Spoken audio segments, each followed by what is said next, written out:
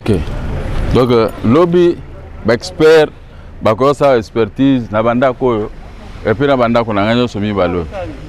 Ah motuma odise suzete ah ngo ikasanja vandaka awa gouverneur Banque centrale. Donc banda koyo babotolenga na 1999 na mois de janvier.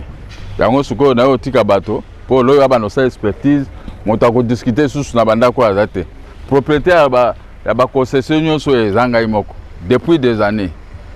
Hein? Donc suite aux négociations, Cour suprême rend des décisions na si na jouer déjà banda ko. Donc on a négociation eza soute eza toujours ça expertise et puis toujours ma camion surtout. Là que ça banda ko ngonyo surtout. Moto to amona.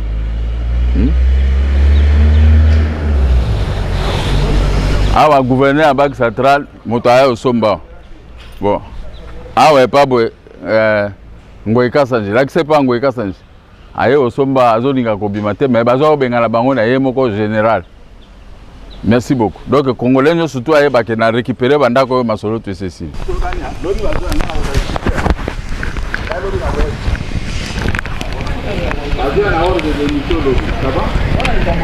Ça va?